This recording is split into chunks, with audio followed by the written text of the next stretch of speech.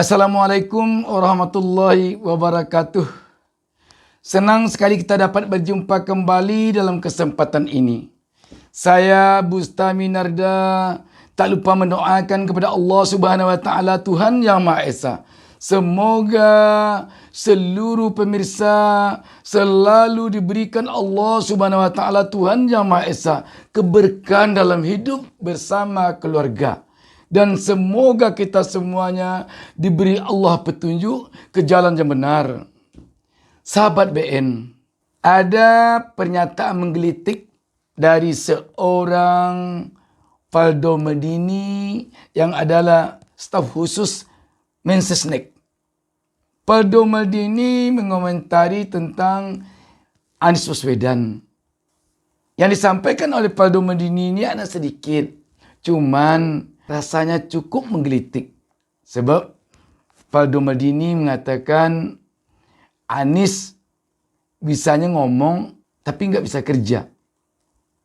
Yang perlu tentu kita pertanyakan kepada Faldo, apakah Faldo Maldini mengatakan itu telah benar-benar berbicara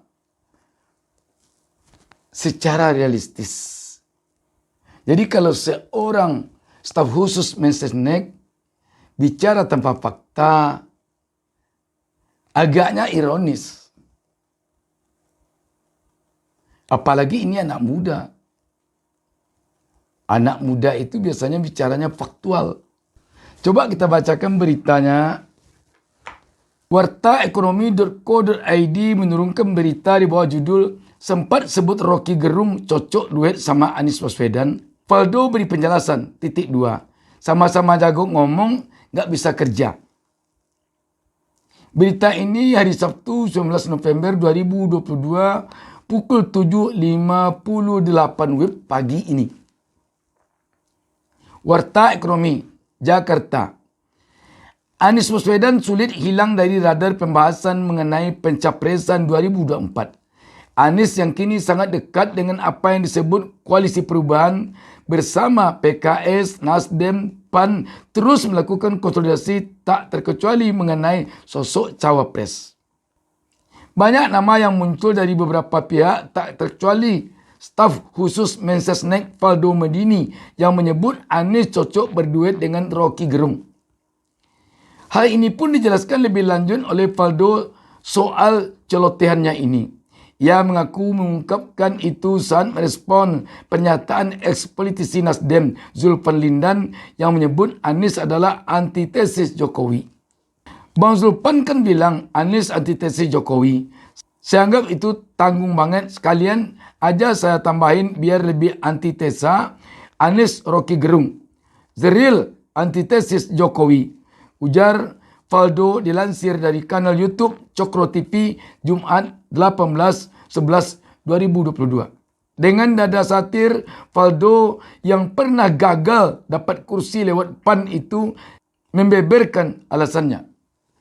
Menurutnya antara Anies dan Rocky sangat mirip karena sama-sama jago ngomong dan gak bisa kerja. Jago ngomong gak bisa kerja, ujarnya. Terkait perkembangan yang ada sejauh ini, Capres Partai Nasdem Anies Baswedan belum menentukan sosok cawapres pendampingnya. Dua nama internal koalisi yang cukup menonjol adalah Agus Harimurti Yudhoyono (AHY) dan Ahmad Heriawan (AHER). Sahabat BN, dari sepanjang pemberitaan ini yang ingin saya komentari di sini adalah persoalan Faldo mengatakan Anies jago ngomong, gak bisa kerja. Jago ngomong ini konotasinya tentu pintar lah ngomong. Gak bisa kerja di mana letaknya? Bukankah Faldo melihat hasil kerja Anies selama jadi gubernur DKI Jakarta? Kalau nggak bisa kerja itu memang nol, itu nggak bisa kerja. Tapi yang ingin saya sampaikan kepada Faldo, kalau kami di Padang, konon kabarnya Faldo juga berasal dari Padang, dari Sumatera Barat. Di Minangkabau itu ada pepatah mengatakan, berjalan pelihara kaki, berkata pelihara lidah. Jangan sampai harimau terlompat karena belangnya, gajah terlompat karena gadingnya. Ingat-ingat yang di atas, yang di bawah kalau menimpa. Jadi mungkin kita bisa saja bicara apa saja, tetapi tentu yang perlu kita lihat, pembicaraan kita itu apakah benar-benar begitu adanya. Ini yang bicara staf khusus Mensesnek, bukan sembarang orang. Kalau hanya yang bicara Faldo Maldini yang dikatakan di sini gagal dapat kursi dari PAN, ataupun Faldo Maldini yang tidak jadi maju untuk calon gubernur atau wakil gubernur Sumbar, yang juga tidak jadi maju untuk calon bupati atau wakil bupati pesisir selatan Sumatera Barat, itu mungkin tidak begitu kelihatannya ke permukaan pengaruhnya. Tetapi kalau seorang staf khusus Mensesnek yang bicara, ini tentu pengaruhnya besar. Karena itu tentu Faldo mengatakan Anies nggak bisa kerja itu tentu perlu ada fakta yang mana benar telah bisa membuktikan secara realita, secara real bahwa Anies itu nggak bisa kerja. Kalau jago ngomong kita mengakui memang. Kalau nggak jago dia ngomong, nggak bisa dia bicara kemarin itu dalam rangkaian kegiatan G20. Dan kalau nggak jago dia ngomong, nggak bisa juga dia tuh bicara di forum-forum internasional selama ini. Jadi jago ngomong di sini tentu diiringi dengan banyaknya kasetnya isinya. Artinya dalamnya ilmunya, tingginya ilmunya. Orang yang ilmunya rendah tidak bisa dikatakan jago ngomong. Hanya asal ngomong. Kalau ilmunya sedikit, bagaimanapun orangnya itu bisanya hanya asal ngomong. Tidak akan bisa jago ngomong itu. Jadi benar yang dikatakan oleh Faldo, saya mendukung bahwa Anies memang jago ngomong. Yang tidak saya dukung atau yang sedikit mengganjal mungkin ketika Faldo mengatakan nggak bisa kerja. Yang membenarkan kesuksesan Anies bekerja di DKI Jakarta itu sebagai gubernur tidak 1-2 orang. Banyak. Hasil survei mengatakan ini bukan survei yang dibayar Anies. Bukan survei yang diminta Anies. Mengatakan 80% lebih warga DKI Jakarta itu puas dengan hasil kerja Anies sebagai gubernur Jakarta. Lebih 80%.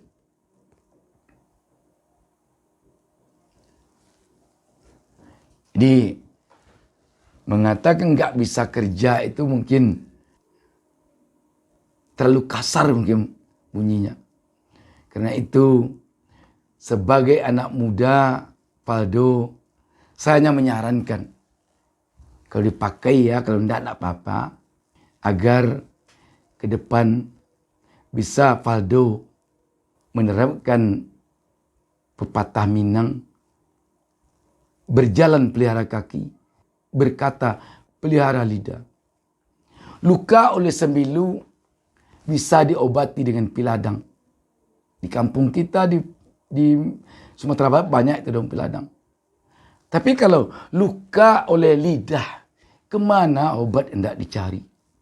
Pemerintah mengharapkan dan rakyat juga mengharapkan dan kita semua tentu mengharapkan Pesta Demokrasi 2024 ini nanti berjalan dengan penuh kegembiraan. Kalau ingin pesta ini penuh kegembiraan, tentu jangan ada yang nyeletuk-nyeletuk untuk membuat orang emosi. Jangan ada itu hendaknya. Kalau ada yang berbuat begitu, pemerintah harusnya mendinginkan. Sebagai staf khusus Mensesnek, Faldo adalah orang pemerintahan. Faldo harusnya yang mendinginkan. Kalau Zulpan Lindan mengatakan antitesa pencalonan Anies terhadap Jokowi, harusnya Faldo mendinginkan suasana itu, bukan menambah panas. Mendinginkannya tentu banyak cara yang bisa dikatakan oleh seorang staf khusus Mensesnek agar antitesa ini tidak sampai diperbincangkan terus. Tetapi kalau tambah pula oleh Faldo Maldini, dia mengatakan Anies nggak bisa kerja, itu nambahnya ibaratkan ada api menambah bensin lagi. Akibatnya nanti apinya akan membesar. Dan mungkin kurang tepat kalau itu datangnya dari pihak pemerintah. Kita ingin sekali Pilpres, Pileg dan Pilkada tahun 2024 mendatang benar-benar berjalan lancar, benar-benar membawa dampak positif kepada rakyat, terutama dari segi kesejahteraan rakyat dan kerukunan rakyat.